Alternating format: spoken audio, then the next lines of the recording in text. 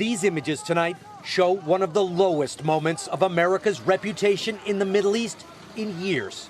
Kurdish civilians, until now close U.S. allies, throwing potatoes and yelling insults at American troops ordered out of Syria.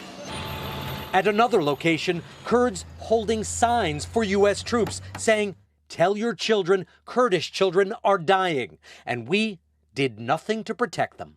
President Trump, unmoved. We have a good relationship with the Kurds, but we never agreed to, protect the Kurds. We fought with them for 3.5 to 4 years.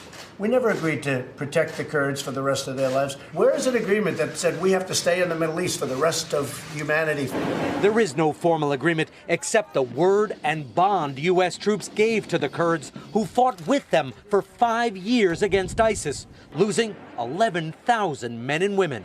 Many of those U.S. troops are now headed to Iraq to fight ISIS. NBC's Matt Bradley is there. After more than 4 years of U.S. boots on the ground in Syria, the U.S. soldiers have finally arrived here in northern Iraq. They're withdrawing. This is their convoy.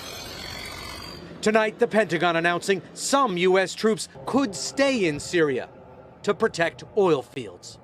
Around 250,000 Kurds have already run from their homes, including, aid workers say, 70,000 children. Hundreds have been killed by Turkey's offensive, which could resume tomorrow when the ceasefire ends. Hey, NBC News fans, thanks for checking out our YouTube channel. Subscribe by clicking on that button down here and click on any of the videos over here to watch the latest interviews, show highlights, and digital exclusives. Thanks for watching.